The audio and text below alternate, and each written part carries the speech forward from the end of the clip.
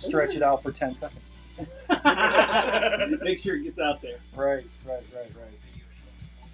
So just remember, if anybody has to have a cigarette or a bathroom break, we need to Now's the time. Put Freebird on. Right. It's either Freebird or that's a good one. Freebird, Slow Ride, or what's the other one? Inagata Beat is 10 minutes long. Is it? Yeah. Stranglehold? Stranglehold, thank you. That's it. The three big restroom break songs. Freebird Live. Yeah. Stranglehold. Or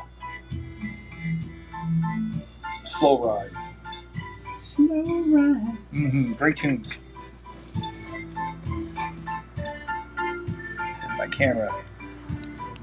Look at Craig sitting over there all professional in the corner, got the real stuff. Make sure you guys get right up on those babies when we start. We'll start here in 2 minutes. That's keep bumping the bottom. Did you have a link to share? Or is this going to be on? I got you right now, bro. Okay, because I'll send it out real quick. Actually, I'll tell you what, before we get started, where is your restroom? If you don't mind. When you first walked in the door, go to the right, down the hallway. It's the first door on the left. Okay. Thank you.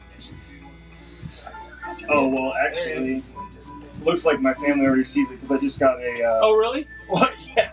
My daughter just texted me and said, "Stop touching your camera, Dad."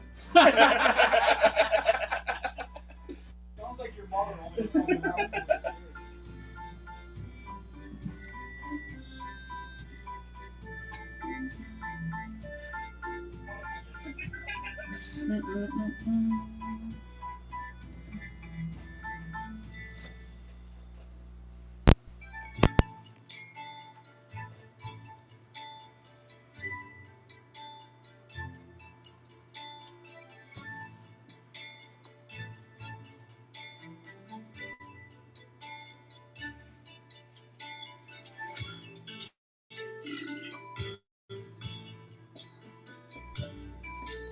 Yeah, we're live on Facebook.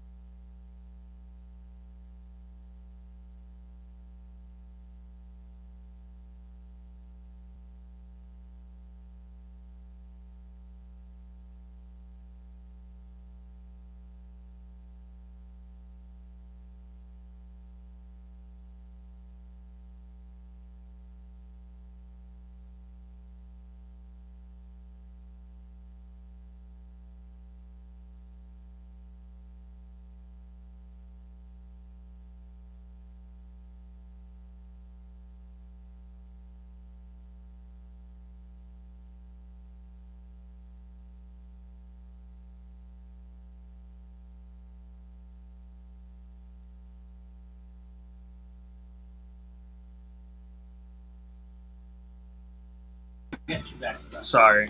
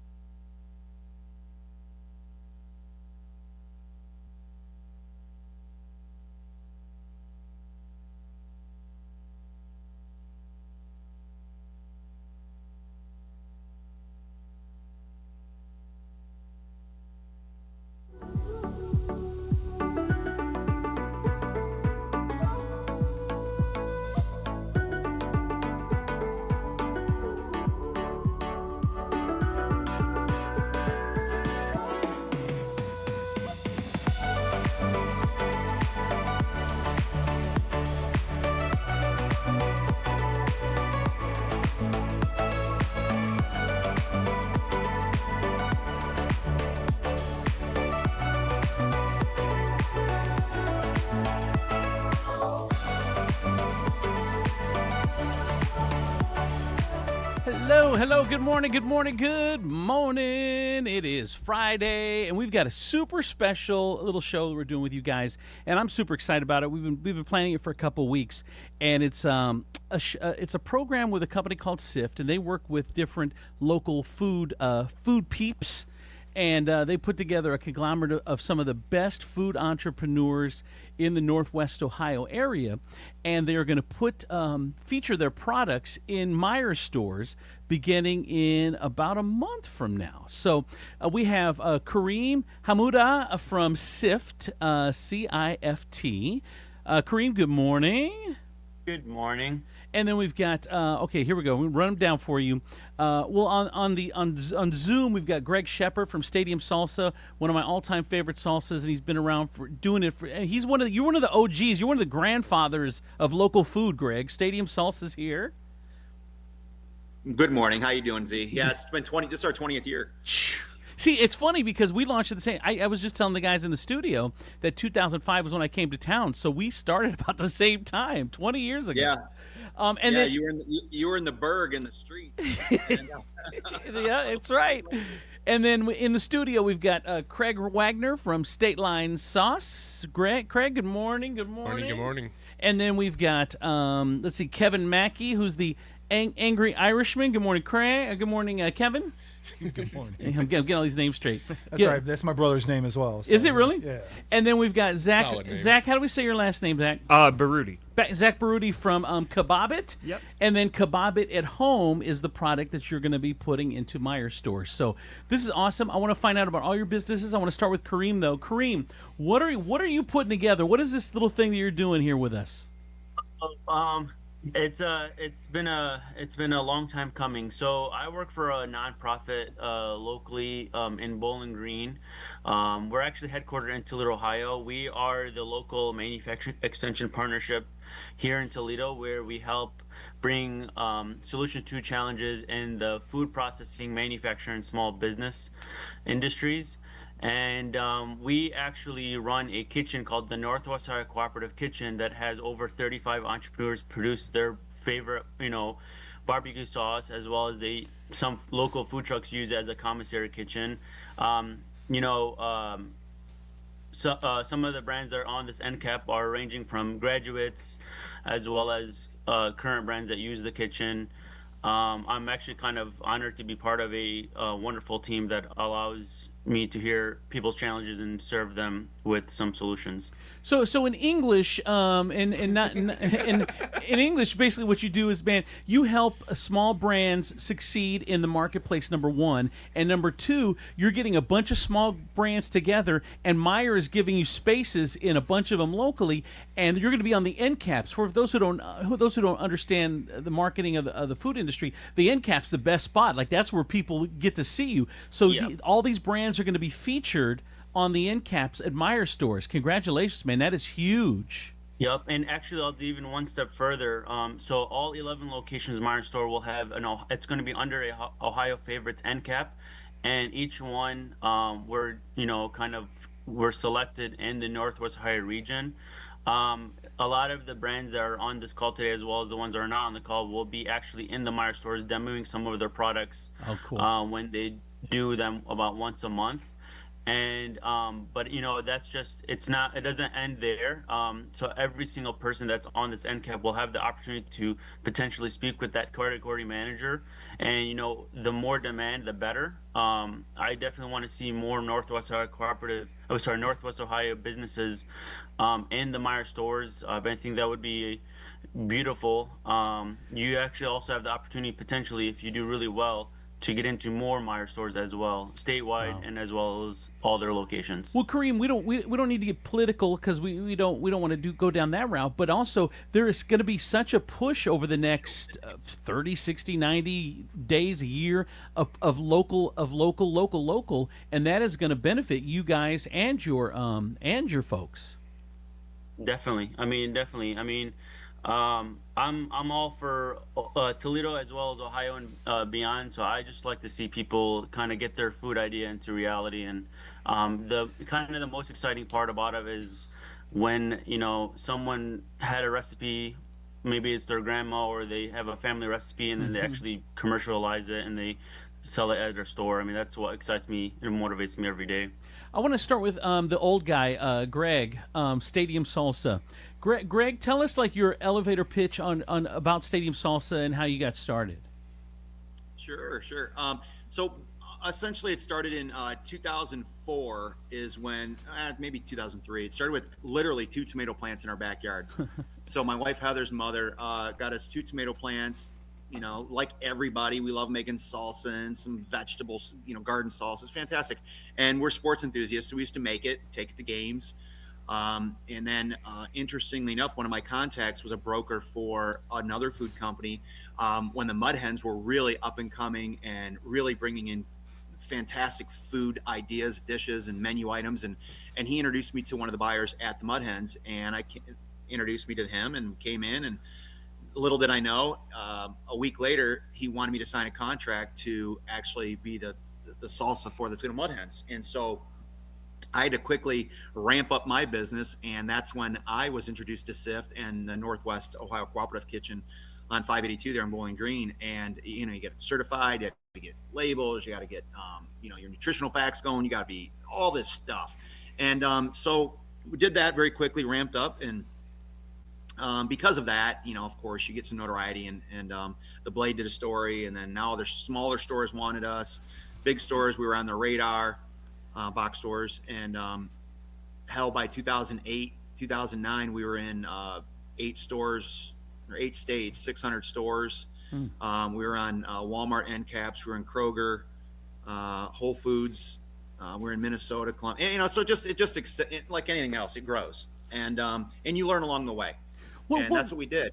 But it takes a lot of work, What is the challenges, Greg, to the newbies here? Because I've been around you a lot of the time, and there are ups and downs, man. And I remember one time you got into hundreds and hundreds of stores, and you're like, but I got to give them all the product, like they don't even pay for it ahead of time. And I know it's been a stressful journey for you, up and down. And the other thing that seems like it'd be hard for me is not only do you have to market to get your food in the stores, your product. The point. Yeah, there are challenges, and depending on the product type, we haven't even gotten into the situation where if it's shelf stable versus a perishable, right? And a perishable has a short shelf life. And when we first came out, Z, if you recall, we were a deli fresh salsa, and little did I know that I thought you sold to a store, you sold to a store, but really you sell to a department within a store and a category manager within a store, and they have their own budgets, etc., and they have their own percent, profitability and margin. And with a perishable and a cold sauce, you bring it in, they say, oh, I want 5 cases. And you go in there and you go back 2 weeks later and like, well, they're out of date now and we sold 1 case. You have to replace those other 4 for free. And I'm like, whoa, wait a minute. I didn't sign up for this. So what's going on here? And so that quickly changed our business strategy to, well, what is it going to take now to change that to shelf stability? And then I had to learn about pH levels and keeping it all natural and selling to a different department and meeting new people and, earning their trust and developing new relationships in the grocery category versus deli and dairy. And so these are all learning things that you have to do and learn and network with people that understand the business and self-educate and ask a lot of questions. But you're right. It's ups and downs. It's how you can take advantage of marketing, advertising, share of voice, reach without a large, capital outlay. That's the key. That's the key. It is the key. It's not killing yourself because once you become a business, and this is for everybody listening or my colleagues here with me, it's everybody's going to come knocking on your door. I can make you the next XYZ. I can make you, all you got to do is advertise with me. And then at the end of the day, it's very difficult to measure ROI based on that because was it you that did it because you did 3, in-store demos? Is it because one guy that's out there is a big voice and a key opinion leader in the community, and they told a bunch of people, and that did it instead of the advertising? There's so many variables. It's very difficult. So when you're new and you're early, you trust everybody because you're blinded by your motivation and your excitement in making your brand the next big thing. Craig. Okay, Craig Wagner from State Line Sauce. Craig, tell us your story, how you got started, and everything. Well, back in COVID, we had a kind of the same thing in excess of vegetables in my dad's garden. So we went and he wanted to make some barbecue sauce. So we sat down and kind of planned it out, did it. It turned out okay, but the next year when we planned for it, there was no tomatoes coming in. So we shifted over to hot sauce on his suggestion, and it was one of those things where I had a lot going on at the time. Shocker, but he wanted to do markets, he wanted to do stuff like that, just something as a family thing. And I basically told him, I said, I don't have time for a hobby like this, but if you want to do a business, something we can invest in, then let's do it. And it didn't take him but a second to say yes. And then from there, we added my sister to the group, Carrie, and then it took us about a year from there to get to be certified ready and shelf ready products. And then with State Line, and you've got now, you're what, 8 products, 9 products? Eight products Eight right products, now. 8 products now. And what made you, how did you differentiate yourself from all the other hot sauces that are on the market? I don't know that we necessarily did that, in the sense that we just did what we liked, and we made what we like, and we made what, the people that we are around, our friends, our family, the ones that they liked, and that's kind of how we dictated it. And then as far as what we brought to market, we have 26, 27 recipes, but what we brought to market is kind of a diverse mix of those things. All right, it's State Line Sauce. Let's go over to the Angry Irishman, Kevin Mackey, another hot sauce guy. How did you get started, Kev? I actually had just graduated from the massive metropolis of Oak Harbor. Oh yeah. If anybody knows where that's at, Everyone knows where. follow the crickets in the bullfrogs. You might find it. 2 months after I graduated, I found myself living in Southwest Florida. The home we were at, it was completely different attitude. It was like culture shock. You go from small town America. The town we were living in was considerably larger. Probably, I think there was like 100,000 people living in town, where I think Oak Harbor is like 2,000. So it's a little bit bigger of an area. But I didn't know anyone, and so I'm looking around. I found some seeds, and if you don't know anything about Florida, 99% of the time it's a greenhouse. So I started growing some cayennes, and one thing led to another. I started making sauces out of boredom in like the mid to late 80s. I started doing it, I could say, semi-professionally, because I didn't have my UPC code or my nutritional panel. And one thing led to another. I came back, and my now wife said, at the time, she goes, well, why don't you try making hot sauce? And I'm like, no, because she had children, and I want to get to know them and, solidify our relationship. And I said, nah, I don't feel, I said, I'd rather just concentrate on us, because I knew the ins and outs, the ups and downs from just doing it part-time. And well, push came to shove, she won. We started in 2014. This May makes 11 years that we've been at the CIFT. We just came out with a new product that kind of caters to the insane hair-thin section of the pie graph of the general populace. It's ridiculously hot, but we have a total of 20 products. 20 products. Yeah. 20 different SKUs. 20 different SKUs. Greg, how many do you have now? Right, we have 9 that are active. Okay. Yeah, we have 9 that are active. At one point, we had like 15. But as Kev will tell you, it's tough, man, to balance that and to keep an inventory. And well, I'm guessing too. As I tell all people, like I'm not one to give business advice, but it's interesting is when you the way you start a business isn't necessarily the way it is in 30 days or 60 days or 6 months. The market is going to dictate. Like if you've got a restaurant and you think, man, my lasagna is going to kill it, and then in a month you're throwing all kinds of lasagna away. Well, then you're changing the restaurant. I'm guessing you guys change your model as once you get hit in the face and it's made you got to bob and weave a little bit, right? Yeah, I don't know about my friends here, and Kevin, you probably have done this. I've changed my logo twice, changed labels twice. I've changed packaging 3 times. So I think the market dictates your moves sometimes, even though you have something in your mind, you have a strategy. I think it's driven by the customer's wants and needs.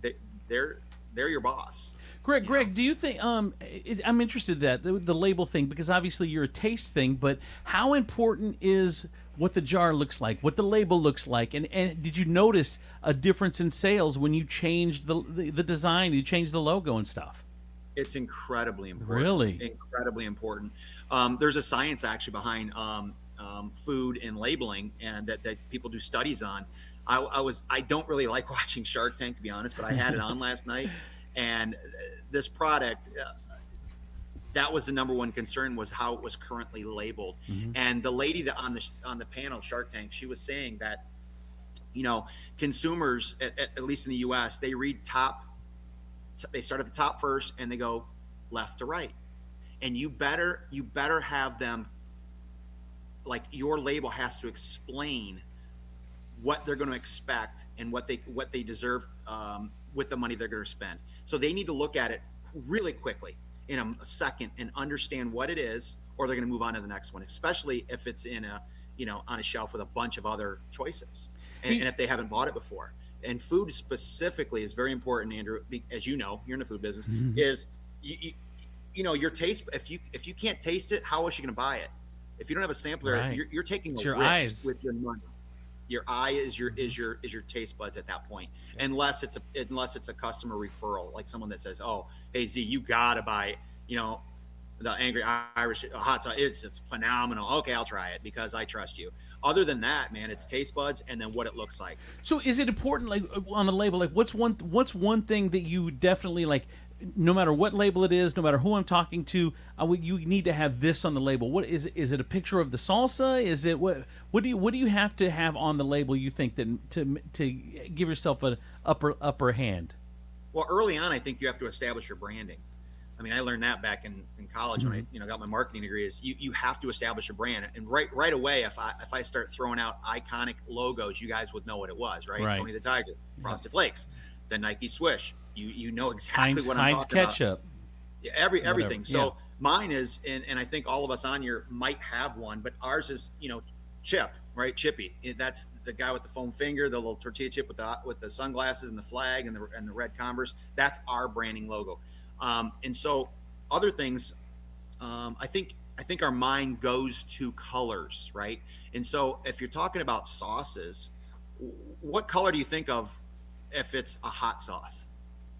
Red. Right. So for example, my hot salsa has a red lid. What if you have a mild product, what's a soothing color? There's probably a couple, but blue, probably green. blue. Green. Okay. Green. Okay. Green. Yeah. And then you have all the colors in between. So we've learned this from chicken wing hot sauces too. Like, you go and you see a spectrum that starts maybe at green and it works all the way up to red, flaming red, and everything in between, right? And so that's kind of, your mind goes there, and it equates a color to a spice level. And I think in a store that shouts, "Come to me, buy me, pick me." If you have vibrant colors on your label that coincide with the product itself. So going to different food shows, like, for instance, in Asian culture, apparently you don't want red on your food. It's like a bad omen, and I didn't know that till I went to a food buyer show. And so I'm not exporting, but there's so to your point, Z, it's very important. Your branding, your logo, your labels. And by the way, a lot of people don't know that you have to get it. I don't know if they, they're not all checked, but you need, depending on your state, Department of Agriculture dictates your label's approval. And so there's got to be various font sizes. Your nutritional facts label has to take up so many pixels or square millimeters or inches on your label itself, depending on the size of it. Your UPC code, the allergen listings, there's 8 of them, I believe, like peanuts, milk, etc. They've got to be listed. With the gluten-free and celiac craze, you've got to, that's a good marketing thing. Is it gluten-free? Put that on there. Your ingredients has to be listed in order of the majority of the ingredient has to be first, going down to the least ingredient in your jar or your package. There's so many things on the label that are required, but also gives you the flexibility to stand out on the shelf. Let me ask you, Kareem. Do you help, like, so let's say if I've got, like, let's say Craig says he's at these recipes from this family recipes, or you guys have come up with these family recipes, or even your recipes, that just because you can make a salsa, make a hot sauce, make a pizza, make a whatever, doesn't necessarily you're great at the other stuff to get you from making a great pizza to getting you in a store. Kareem, how much of that do you help with? So we're kind of we're almost, I wouldn't say a one-stop shop, but because small business is kind of just a sliver of what we do. We work with a lot of the food processors across Ohio and as well as the manufacturing. So our team is very diversified based on our offerings. We can help with nutritional fact labeling. So if you don't want to kind of deal with trying to figure out how many calories is in your product, we can create that label. We can also build Shopify's if you're trying to create something. With the knock program, we actually have a person there that kind of tells you what is needed for you to start a business that's outside of the regulatory agencies that you're required to speak with.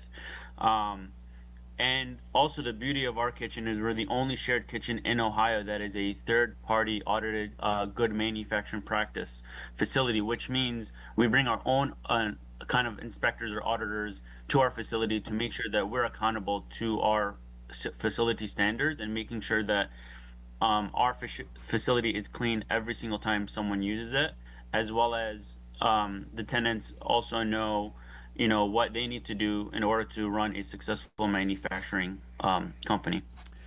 Well, let's go over to, we haven't introduced Zach yet. Zach from Kebab It. Now, I just let you know that my wife and I went to Bowling Green once, and we went to Kebab It, and the food is fantastic. And Zach, you were in the restaurant business before you got into what you're doing now. Yeah. And you've got locations in Bowling Green. You've got one at the Franklin Park Mall as well. How did you get started in the food business in general? Okay, so yeah, my dad, he was actually born over in Lebanon, came over here, so all the recipes, everything, he's been in the restaurant business. We opened up the mall in 2009. Still there today in the food court. All recipes are from our family. So, I mean, we make everything homemade. Opened that in 2009, ended up going down to BG in 2014. So we're going on year, 11 this year in BG.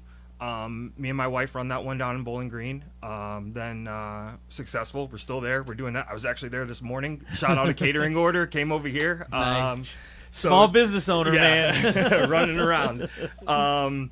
But then, so then COVID kind of hit. We didn't know what was going on with restaurants and all of that kind of stuff. Luckily, we were still successful with both restaurants. The mall did shut down for a little bit. But my wife kind of took over bottling sauces. So we've got a couple marinades now. We've got 2 of our dressings, all ones that we use in the restaurant today. We kind of, Greg touched on it, I think, earlier about like the perishable and the shelf stable. So, main goal one day is get more products in there, but we went with, it's new. We've been in restaurants forever, but the stores and all of that stuff, it's all new. So we went with non-perishable, shelf stable, marinades and dressings. How many SKUs do you have? So we have 4. So we have 2 marinades and then 2 dressings. Fattoush dressing, which a lot of people are familiar with fattoush. That's like our Mediterranean dressing. And then we have a Greek dressing that we use in store as well. And then we do a grill marinade and a shawarma marinade. Man, I'll tell you what, listening to Greg, I mean, I think the fresh stuff would scare me. No, yeah, for I sure. mean, that clock starts, you're like, hey, I want to make sure you got this out on the shelf right away. I need as many days as I can to get this out there. That is scary. And the thing in with that, and Zach will tell you, and if you get into that part, they mandate what they order. It's like they'll order way too much because they don't want empty shelves, so the risk is on you all day long, and that's what's so dangerous. But I want to give a shout out real quick when I'm still talking is to Zach and Kendra. Man, they are unbelievable hard workers. They're my neighbors here in Bowling Green, as far as they're in Bowling Green, meaning Kendra is so easy to work with and talk to. Their restaurant is unbelievable in Bowling Green. If you guys, whoever's listening, haven't been there, it's right on Wooster.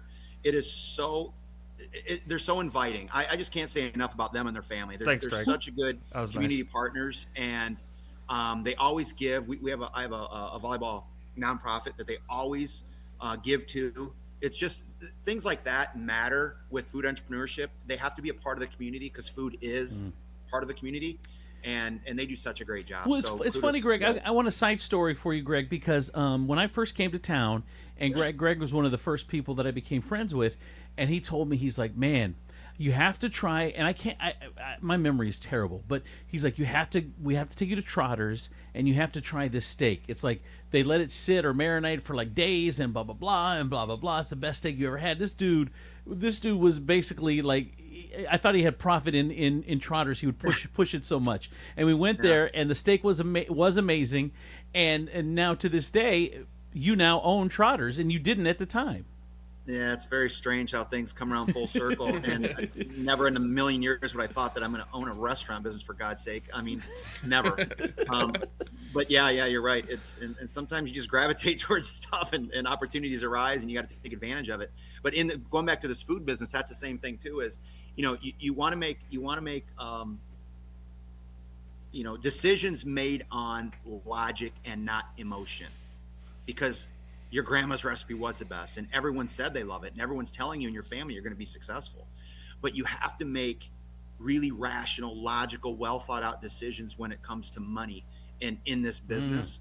And that's I think everyone would agree that's on this panel or on this call.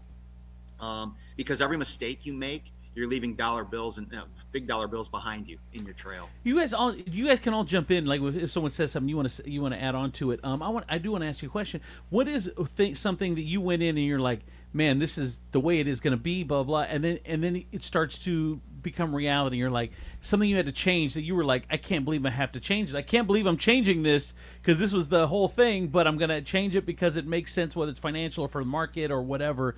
Is there anything that you guys could think of that I thought this was going to kill it and I got to change it? And I don't want to change it, but market has dictated it.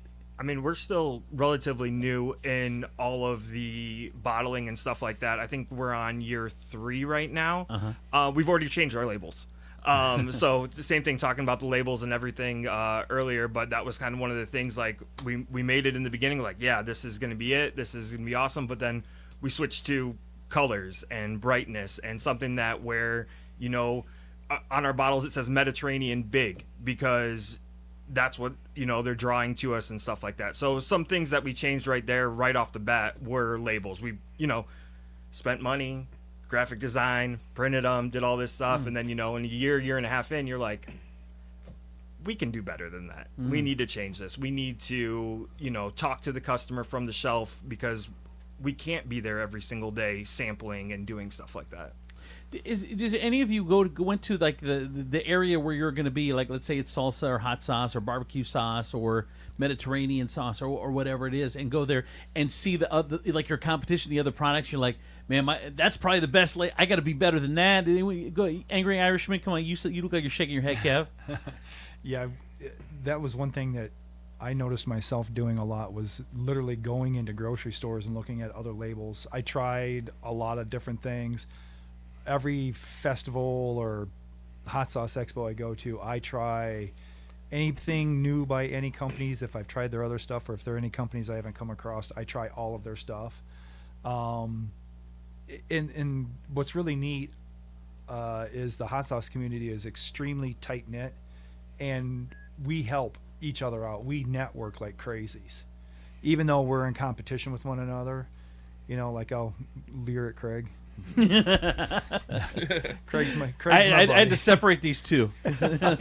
No, I've had, through the years, I've had so many people help me, from family, friends, and then once you start getting out and meeting other companies, I had some bigger companies, like one of our first times we did Jungle Jim's Weekend of Fire. I had some of the better known companies coming up to me going, hey, where do you get your bottles from for this? Or where do you, and I was like, you want to know where I'm getting my stuff from? You're been doing this. Yeah, you've been doing this, and your name is gigantic. And I was like, well, cool, yeah. So, and after that, it was just, you go into an expo, or you go into anything hoping for the best, expecting the worst, and then you see how everything washes out kind of at the end of the day. So You gonna say something, Craig? I was yeah, for us, the bar is sitting right there with Kevin. That's what we saw here. That's what we were trying to, not necessarily emulate, but trying to get to that level. That's been our goal with a lot of what we're doing, because he does it so well. Is there? Do you guys agree? I'm gonna say I've never done the packaging stuff. That would scare the crap out of me. And what you guys are doing is amazing. But have you guys agreed? Like for me, if it's restaurants or food trucks. There's nothing more exhilarating than you got a line and people and it's hopping and you're throwing food out and everything's great. And there's nothing that makes a day longer and question your life than sitting in a restaurant all day long with no customers. or for you guys maybe sitting at like a craft show or a farmer's market and you're sitting there all day and not selling anything. What is the mental stuff going on there when something like that happens? Kevin, it's kind of one of those shiz moments where you just kind of sit back. Or what's worse, if you're doing an outdoor festival and it starts to rain, and then you're like, God, where'd I put the tent sides? Where's the tarp to throw over the top of the tent? I mean, it's literally with everything. It's a matter of, it's a learning curve, and you prepare for the worst. Take what you think you're going to need. Now, hopefully my wife is not watching this because I love the woman to death. Mm-hmm. And but God bless her, she took an entire suitcase of flip-flops on a cruise and wore 3 pairs. So she prepared for the absolute worst. Right. But I was the one that had to carry it. So anyhow, so and having like, when you get a lot of SKUs, like Greg, I think we probably can, attest to this. When you take them to a show, that's a lot of product. Now that we have 20, you got to kind of beg and choose, but then, pick and choose how much you're going to take of each. But I also keep a tracking sheet of everything that we've done. So I pack according to last year plus 10%. Now with this new one we got coming out, the response has been gigantic. I haven't put it on the website as of yet because there's one little catch I need to make sure of to make sure everything's copacetic, but I will take it to our live, our in-face, events, but I will only give a sample on a toothpick. That's as much as you're going to get. It's that bad. Greg, you or Kareem, you or Kareem, is there a sweet spot when it comes to SKUs, like how many you should have, or is it just vary product by product? I mean, it depends on what the store's on. Depends on it depends on what's selling. Yeah. Shelves. Go ahead, Kareem. Go ahead. And it also depends on how much hair you have, because who knows? By the end of the SKU line, you probably won't have any hair. Kareem, dude, seriously, Kareem, you had to go with the hair, really? Yeah. So honestly, I think it depends. I think it depends on the product itself. Yeah. Right. The product itself that you're dealing with dictates. You can go out and, for instance, out in the marketplace, Desert Peppered is a salsa that everybody knows. And at one point they had a dozen or so flavors, and they were fortunate enough to be on the shelf at some of the stores. Kroger's carried 8 or 9 of them. In some situations, like right now, Kroger only said, "Hey, what are your 3 best SKUs? I want 3 of them. I'm not going to have all 6 of your sauces and 2 hot sauces. I'm going to 3." Meijer, they wanted all 6. So, in this situation, CIFT and Kareem's program really, really helps out. So it all depends on what they want and what they ask for. So you can, let me go back. One of my friends back in the day, Z, do you remember Mag's? I do. Bean and okay. Yeah. So when a buddy of yours, and you basically got him started. Yeah. Well, he's no longer doing that, but Right. he lasted. He did very well for a while. But he started with 1, and I said the problem with starting with 1 SKU. This is all the left side of your question. It's way too few. Your answer from a buyer is going to be yes or no. But if you start adding more SKUs to it, like 2 or 3 or 4, now what I always say, you got more shots on goal. Now they're going to say, instead of yes or no, they're going to say, well, which ones sell the best at other stores? And they're going to be able to taste and say, well, ranking, I like that one better than that one and that one, versus you give them one shot, one product, and they're like, nope, don't like it. See you next in line. So it depends on what the product line is, what you're selling. and then you go from there. Like in Zach's case, you know, my assumption is the Fatush, there's one, you can have some deviations, you can add some things, you know, more lemon zest, more this and that, but you got to start with a flagship product and then add a couple to give them a choice. And then you expand it as the market allows and wants you to. Like hot sauce is an example where Kevin will tell you, you can have 50 of them. I mean, because there's so many flavors you can add. There's so many levels of heat you can add. There's different pepper styles. So I think the product line and the market dictates, how many SKUs you have. Let me ask you this, Greg. When you did the Mag's beef and bean dip, and I know you, Mag, are good friends, and he's such a good dude. I love that guy, and you kind of push him into it. But for me, I'm like, in the back of my head, I was like, nobody wants to eat effing beef and bean dip. Like, what? Was there ever a point where you're like, were you all in on that, or was he all in on that, or were you not sure, or did you know? Like he was. I in the back of my mind, I always thought the exact same thing. Right, like, dude. Like let the consumer add whatever protein they want. How about just go with your regular recipe with the bean part, and it'd be great. But he was all in on that beef, man. I'm from Putnam County, and I'm gonna add the beef, and so he had to go deep into certifications with the FDA and all that, because he's got beef, and it's really expensive. You got a jar back then in 2006 that's 16 ounces, and it was $8. And you're like, you know, that's a long time ago, and you're like, So he did pretty well, because sampling, when he sampled it, it was really good. Yeah. And it had a good shelf life, but it was a pricey product, and it was a product that you don't want to be in this situation where you have to educate the consumer on what it is. Right, because I can tell you right now, the next time I go to the store and get a beef and bean dip off the shelf is going to be the first time. So yeah, that's right. Like if you have to educate, it's hard. So expensive. It's probably not the right launching platform or product that we're dealing with right now. I would actually add on to that. So when you're thinking of SKUs or adding onto the products, the problem is the problem is having time to think of those new ideas or new products. Because when you are becoming so big, and when you're becoming, you know, a larger of a company, and you're, you know, fulfilling all the orders, sometimes as an individual it's hard to step back and actually think of new outside ideas. And nowadays the ideas are becoming so, like, some of the people that call me, they're becoming so, like, you know, sometimes I say to myself, like, man, I wish I thought of that. They're thinking so creatively that you can't know if it's a trend or if it's a sustainable product. And that's kind of hard to think about, because when you have like I always say to people that whenever you have the opportunity to have like a magic wand or like a perfect buyer that is there for the gluten-free, is there for the organic, is there for like everything that talks about your story, and they're literally asking you, what is your growth, like what kind of new products are you going to come out with? It's hard.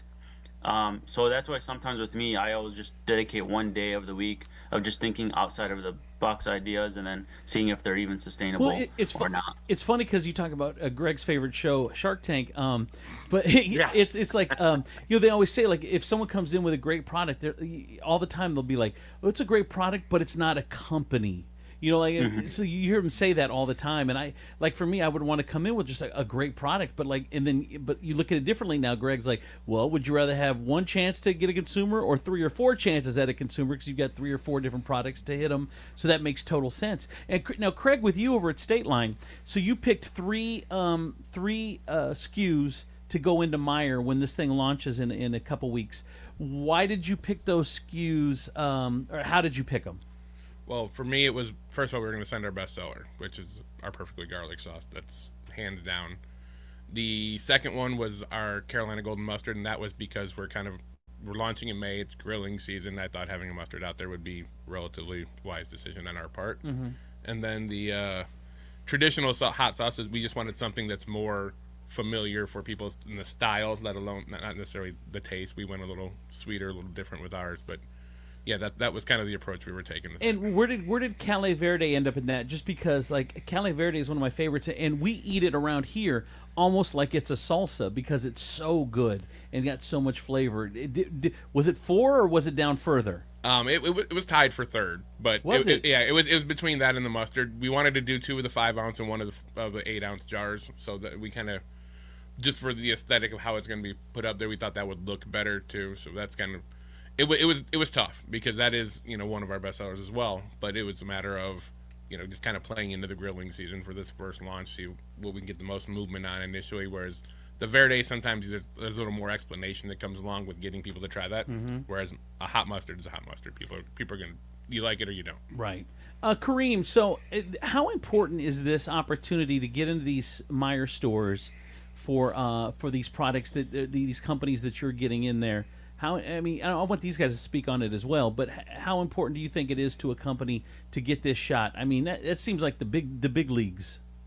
Yeah, I mean, it's definitely important. I mean, look, I'm an entrepreneur myself, and I've been in the family business for my whole life, basically, with my dad and stuff. But one of the things that I've realized, even as, I mean, I might sound young, but one of the things I've found that as an entrepreneur, there's 3 different challenges. It's one that's,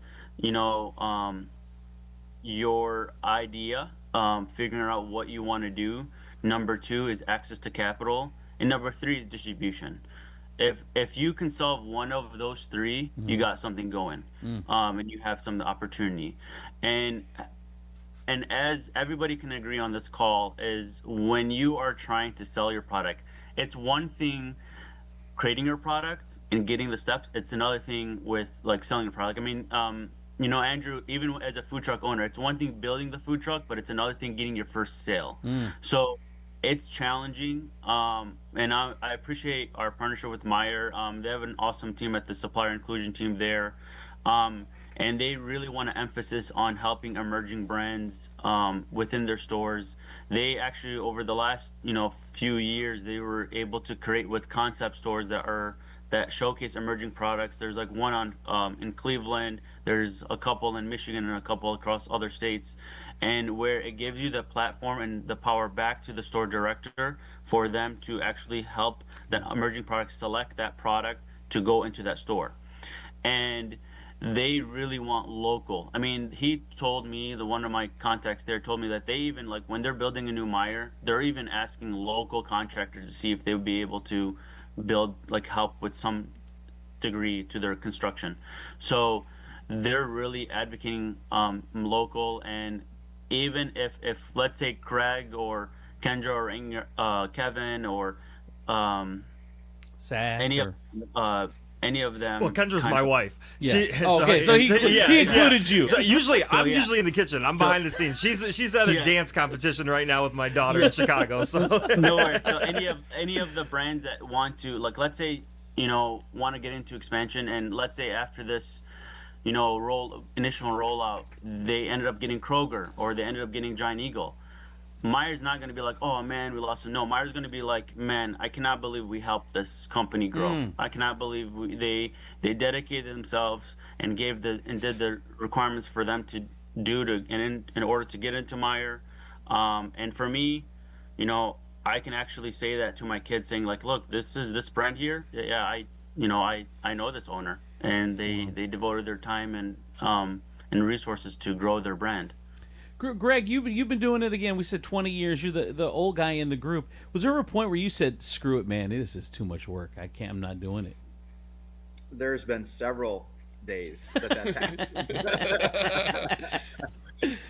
Yeah, absolutely. I mean, there's going to be ups and downs in any business, but when it comes to food, holy crap, because tastes change, cravings change, food shows excite people and they want to try their own thing. Yeah. Everybody thinks they can make every food thing in their own kitchen, and they'll tell you that. Oh, I make my own salsa. Okay, but do you make it every day? Or do you have anything in your shelf? Do you have hot sauces? Do you make them all? I mean, you got to Right. deal with that stuff, and it's a mind thing. You really just have to be tough. Your question earlier is when you go into a restaurant and there's no one in there, crickets. Everyone's dressed up like empty seats. It's tough, and you just have to be mentally prepared for the ups and downs of any business, not just a food business. And so, yes, there's been days and weeks and many many days over sipping on beer and wine and saying, what are we doing? Why are we doing this? Right. And so it's almost become a legacy at this point, 2 decades doing it. Well, and it's Wearing shirts around. I did this one time. This is about 5 years ago. Oh, no, it was before COVID. I had a shirt and it just had my caricature Chippy on it. Mm-hmm. And I just wore it for shits and giggles, and I walked around. I'm like, hey, I know it's Stadium Salsa. So it didn't say Stadium Salsa on it, right? But that brand connected with the person, and that gave me so much motivation, right, to move forward. And I'm like, oh man, and this is talk about, oh gee, you hear that phrase, and I'm like, how'd you know that? I stopped and turned around. I was going into a Bob Evans, and I turned around. And I said, how'd you know that? Oh man, I remember I was down at the farmers market back in like 2010, and this guy was down there, giving I said, that guy was me. And I'm like, right here now, man. And I was like, yeah, it was me. But yeah, it's just ups and downs, and you got to struggle through that. And I'll share this one story before I have to leave in about 5 minutes. Okay. So you guys have heard of Savage and Associates. So I had the opportunity and the pleasure to do an internship out of college with John Savage, who Savage Hall is named after, and in Toledo. Financial planning, all that. That's where I started my career off in insurance and investments. And so I did my preceptorship there when I was in college. And I asked him, it was a group of 5 of us, and I said, what makes you so successful? There's so many financial planners and insurance guys out there. What makes you? And he said, just last. I outlast everybody. And I think that brings the trust and the value. Like when Kareem called me and some of the other Meijer guys and the buyer out in Youngstown, like they knew the brand. And they never tried it, but they've heard of it. And so just by lasting sometimes gives you that street credibility and that value. But along with that comes the service that you have to provide along the way. And that gives that offers trust. And what I mean by that, I'll give you an example. And I'm not suggesting that you all do this, but you have to, state laws say that you have to have a contact information name on your labels, right? So you have to have a PO box or an address, an email, and a phone number or a phone number. If you look on any one of my jars or any one of my bags of chips, there's a phone number on there with a 419 area code. That's my cell phone. Wow. So any customer in the country, we even have our product in Germany, in Frankfurt. They'll call me and they'll say, I'm looking for Stadium Salsa. I'm sorry, because I answered the phone. Hi, this is Greg. Mm-hmm. I'm like, is it Stadium Salsa? I said, yeah, this is Greg, though. How you doing? Oh, I just wanted to da. And I'm like, we get to talking, and they find out that I'm the owner and founder, and they're like, you've got to be kidding, because they think you're bigger than you are. Right. We're still small food entrepreneurs, small artisans, but that's the level of service that you have to dedicate yourself to in this business to be successful long term. That's cool. All right, thank you, Greg. I know you got to run, Greg. Or get real quick, Greg. I'm going to ask everybody. So, what's the one most important thing that you would tell someone just getting started? The one most important. I want to ask everybody that. But what for you, Greg? So you got to go. Mine is you can never do enough. You can never do enough homework or research on not only what your brand is, but what your competition is, what other customers' choices are that are close to your category, because what you're fighting for is their dollar, right? And along with that is be prepared before you launch. People are in a hurry. They see those big dollar signs, and they want to get in the big box stores. And this is a great opportunity. I wouldn't pass it down if I were anyone here. Mm-hmm. But you have to be willing to sacrifice a lot of things and be prepared. So even though you've gotten to Meijer, if this falls, what's your plan? Right? If yours doesn't sell up to the goal that Meijer has or these buyers have, what's your goal? Like, don't throw it away. Mm-hmm. Like, do you have the right website? Do you have the right support system? Do you have the right capital? All those things come with a business plan. So what does your business plan look like? Do you have one? Do you know how to write one? And this goes back to your earlier question, Z, and what we were talking about. We might have the best food in the category, but that doesn't get us to the top of the mountain. I was just talking at the Nest yesterday at Bowling Green State University, where they have their version of the Shark Tank, and they have this organization they started called FEN, Falcon Entrepreneurial Network, and it's a fantastic idea. And what it stems from is this, and this goes along with what you're saying here, is you can be good at what you do, but if you don't know business, if you don't know how to run that business, it will fail no matter how good the idea or the product is. Mm-hmm. That happened in medicine with doctors. So I've been in the medical field this is my 30th year. And doctors sold out to big corporations because they didn't know how to run a business. It's not that they weren't good physicians. It's that they couldn't compete with big dollars in big ACOs. And so be a good business person as well as a good advocate for your product itself. That's my most valuable. And don't make financial mistakes. Try not to limit your financial mistakes. Anyone wants money, and we all know that. We all think we're good at money. We all think we can make money. You got to have someone to coffer, because I'll tell you what's the first thing that people, or the most thing that people do in Shark Tank? They're there because they don't have the capital to fill orders. When you get that next order, right? You get an order, you guys are gonna crap when you get an order and you have to make it. You say, oh, I can afford this. I just got an order from Meijer, and Kareem, thanks to Kareem, over 3,200 units was my first order, because we got picked up in the Dayton market too. I mean, that's a lot of 270 cases or something like that. Plus, that's not counting the chips. That's a big bill for me to have to outlay before I get my net 30 payment back from Meijer, or from my distributor, right? Right. And so think about that with the economies of scale. As you grow, where's that money coming from? What if they love you? What if Meijer loves you? Are you going to be able to fill those orders? If they say, I want you in 150 stores, and I want to start with 10 cases of each of your product, do the math and find out how much it's going to cost for you to make. So those are things that I would just prepare yourself for the best case scenario that could shut you down, or the worst case scenario, like what's your second plan? Right. What's your backup plan? All right, so thank you. That would kind of be my few things. Thank you, Greg. Greg Shepard of Stadium Salsa. Thank you, Greg. All right, guys. You guys take care. Best of luck. See you, Greg. Take care. As we come to the home stretch, I want to say to anyone in here, did you ever said, dude, this is not worth it. I'm not doing this anymore. Anyone think about giving up, and then what kept you going? Go ahead, Mad Irishman, Angry Irishman. I was going to say there was a stretch there almost any day that ended in Y. But unfortunately I've been doing it for a total of about 30 years, and I'm just so freaking stubborn that it's like until this is gonna be your next brand, the Stubborn Irishman. Yeah. Somebody goes, well, what if somebody comes and they want to buy your company? And I go, well, if they're willing to fork out what I think is a good amount, and it can go for retirement. Yeah, I mean, I'm not quite retirement age. I've got a few years yet, but not many. And the wear and tear of making it all and taking, it's a lot. It's a lot. Craig, Zach, you ever thought about screw it, pack it in, or no? I mean, there's times in the moment where it's like, why are we doing this? But then 5 minutes later, after that problem is solved or something like that, you're like, all right, like it wasn't that bad. Or when you sit down at the end of the night and you're like, all right, like we can go ahead and do this. Is it easier for you because it's you and your wife? So, because I will say I know a lot of business owners, and I call them, which is probably very not PC in 2025. Sometimes some people are married to dream squashers.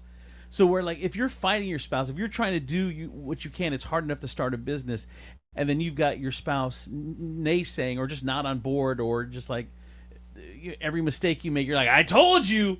It's how much harder is it to start a business like that than it is when you guys are both all in? No, yeah, I mean we're both all in, but we both have separate things. So like basically, I'm usually behind in the kitchen, not talking to people, not doing anything, making the food, doing all that stuff, and I am good with that. She does all the sauces. She's doing a great job. But I mean, we piggyback off each other. She does a lot of stuff in the restaurant. She helps out in the restaurant every day. She does a lot of our social media stuff, and then whatever she tells me to do with these sauces. Yes, ma'am. I'm there. Craig, what about you? Do you ever think about you only been doing it 5 years, but you ever think about just I'm not doing this anymore? There's moments. Sitting at a farmer's market when it's raining and there's no customers, and there's moments like that. But then the next one comes along and it's the fire's right back out, so we're good to go. Awesome. All right, if you guys had one piece of advice for someone in your situation that was something you've learned, that the most important thing you'd say that you've learned that you would like to tell other people, what would it be? We'll start with you down there at the end there, Zach. I'd probably say like consistency. I mean, be consistent in everything you do. I do the same thing with the restaurant. I mean, consistent in your drive that you have, consistency in your product, your quality, everything that you do. If you give it 100% all the time, you're gonna have those moments where, but it's can you bounce back? Can you do this stuff? Can you do all of that? You're gonna succeed the more effort and the more you believe in yourself doing stuff like that.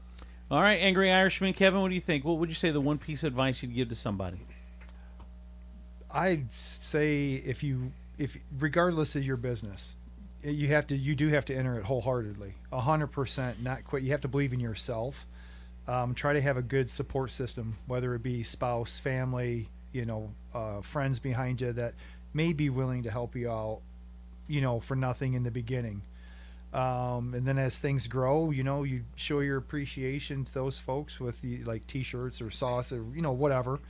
But you have to believe in yourself, and you have to be prepared for the good times and the bad. And sometimes the bad, they can get bad. We had a distributor one time ordered about almost $20,000 worth of product from us, and they went bankrupt. And it darn near killed us. So, that was one of those, kick in the gut moments where you have to kind of check yourself. But then not too long after that, we got in with a couple stores, and we're like, ooh, piece of candy. So it's really can be hit or miss. You have to be, I guess it would be, for lack of better terms, kind of like going to war. You have to be mentally prepared to do what you need to do, and and pray to God it's not raining when you're outdoors. Craig, one piece of advice you'd give to? For me, it's always be learning. Be smart enough to decipher what actually helps you from what you're learning, and be agile enough to be able to apply it, to shift if you need to. But I think, the amount of knowledge that's out there, the accessibility is significantly higher than, even 10, 15 years ago. Between Google and Chat GPT, you can pretty much find anything you need to know, and there's nothing like having, experienced advisors, experienced people you can turn to, and obviously, like Kevin said, a good support base. All right, Kareem, let's wrap up with the nuts and bolts of this. Okay, they're going to be in Meijer stores. What do you know the date? Give what products are going to be there? Which companies, and give us kind of the details. Yeah, definitely. So as of May 2nd, I believe, is the kickoff date. So there's, as you guys all know, Stadium Salsa will be there, State Line Sauce, Kebab at Home. There's a company called The Guac Shop. If you're unfamiliar with them, they've sold some guacamole and chips. Yeah. She is coming out with her brand new product. It's a guac prep seasoning, where people at home can just make their own guacamole with her seasoning. Gertie's Barbecue, that you probably know him from the Toledo Farmers Market, with his signature barbecue sauce. Kevin from Angry Irishman, Royal Cravings. If you guys remember, back in the day at the Franklin Park Mall, there was this kiosk that was doing roasted cashews and peanuts, and the smell. That is Royal Cravings. They are actually in multiple stores and all beef jerky outlets, so they're going to be showcasing their product at the Meijer end cap. And then last but not least, Nate's Nectar. Nate's Nectar is a family-owned business that specializes in honey, all things honey, creamed honeys, and they're going to be coming out with their own creamed honeys and blazing honey as well. I'm actually really excited about it. We have more. We're planning with more things around it. Andrew, I was just gonna leave you. You asked everybody what the one piece of advice, and I was pressing myself. I should have asked the guy that has been with that's touched all these companies. That was dumb. Go ahead, Kareem. Please give it to us. No worries. So I guess starting a food business is challenging, but it's also one of the most rewarding journeys, especially when it's kind of rooted in something you're passionate about. So the key is to start small, stay focused, and be open to learning. It only starts with one recipe, one idea, and someone that's willing to take a chance, or really one person taking a chance with that idea. And, one of the questions that you brought up was like, how do you have one of those bad days? And what should really motivate you isn't about your products. it's about what type of lifestyle you want to be in the next 3 5 years. What do you envision to be? Whether that's going to be your voice of your customer and voice of your brand, or someone that creates quality products for your consumers. So continue that motivation. And I'll be honest with you, I'm born and raised in Toledo, Ohio. And one of the things that growing up here that made me realize is it takes a village. None of this would have not happened without, my community that's surrounding me. In fact, I'll kind of give you guys a little blurb about it. How Meijer came to be was, there's a local brand called Hummus Goodness that I grew up with her, and she introduced me to Meijer's because she was already in Meijer's. And at that point is when I met the Meijer buyer team, and we just spoke and we thought of different ideas, and we felt that this was going to be the best one out. And they now rolled it out across the state of Ohio, and has already made impact with all brands in different parts of Ohio and beyond. So it literally takes a village. No matter what your idea is, if you're passionate about it, then it's a great idea. So don't ever get discouraged. Food business, Andrew, you can probably agree, is challenging, especially in Ohio. But you know what? It gets people to smile about, and it gets people to agree things, even if they have. Thank God there are a lot of fat people in Northwest Ohio, so we at least have a shot. If we got good food, we at least have a shot. Kareem Amuda from CIFT and Northwest Ohio Commercial Kitchen. Thank you, Greg Shepard, Stadium Salsa. Thank you, Craig Wagner from State Line Sauce, Zach Bruddy from Kebab It at Home and the Kebab It Restaurant, and of course Kevin Mackey, the Angry Irishman. Thank you all for being here. We appreciate you guys. Good luck to you. Look for them in Meijer stores coming soon, May 2nd. See you guys. Thanks.